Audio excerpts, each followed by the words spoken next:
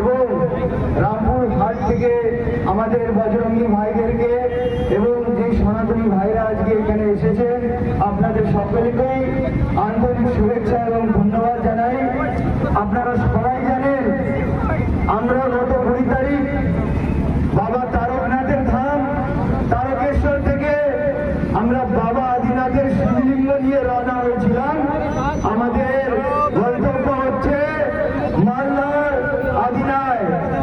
মনে রাখবেন সেই মালদার আদিনাথ যেখানে 800 বছর আগে আমাদের আদিনাথ মন্দিরকে ধ্বংস করে একটা মসজিদ করা হয়েছে, একটা মসজিদ প্রতিষ্ঠা করা হয়েছে।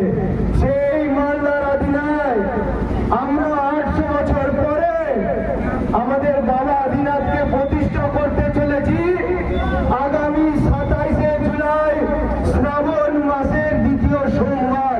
মনে রাখবেন তো ডেটটা?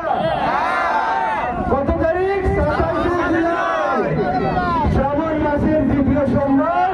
মনে রাখবেন প্রত্যেক ধাম বারবার আদিনাথ একবার। ঠিক আছে?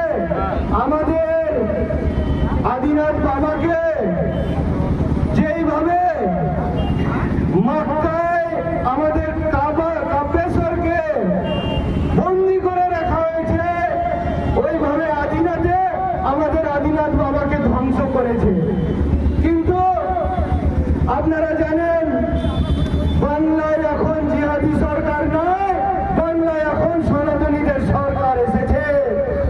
সেই জন্যই এই সরকারের আশীর্বাদে আমরা বাবা আদিনাথকে আবার বাবা আদিনাথের মন্দিরে প্রতিষ্ঠা করতে চলেছি এবং আপনাদের সকলের সহযোগিতায়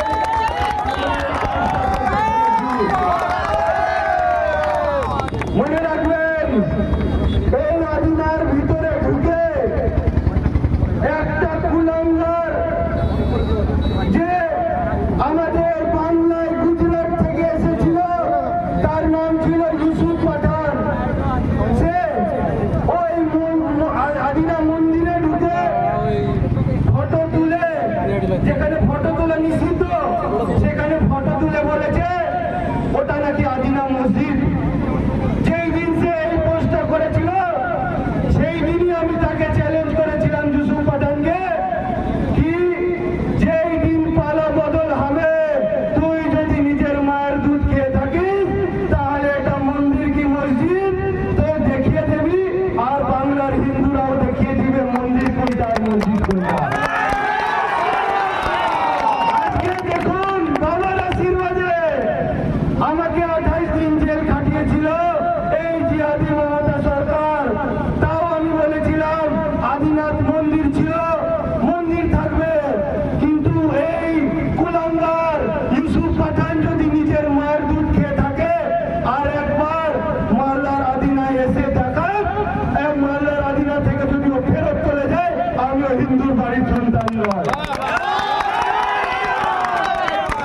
আমরা হিন্দু রাষ্ট্র প্রতিষ্ঠা করব, আমরা বাংলাকে হিন্দুদের হোমল্যান্ড হিসেবে প্রতিষ্ঠা করব।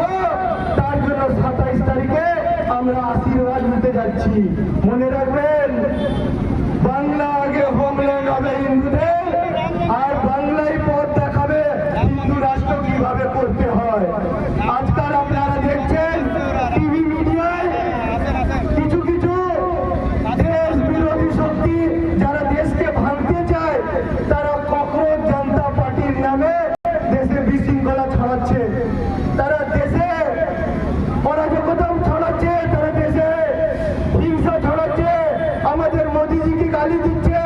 তারা শিলিগুড়ি করিডোর ভেঙে 7 সিস্টারকে তারা ভাঙতে চায়। এইসব বাংলাদেশের জামাতে ইসলামীর কাজ। মনে রাখবেন ককরোচ জনতা পার্টি কোনো পার্টি নয়, এটা জামাতে ইসলামী, যেটা অন্য রূপ ধরে আজকে বাংলায় আমাদের বাংলাকে অশান্ত করতে আসছে। আমি বলে দিচ্ছি দিল্লিতে কি হচ্ছে আমি জানি না, কিন্তু বাংলায় যদি কোনো ককরোচকে দেখতে পাই আমার বজরঙ্গী আর আমার সনাতনীরা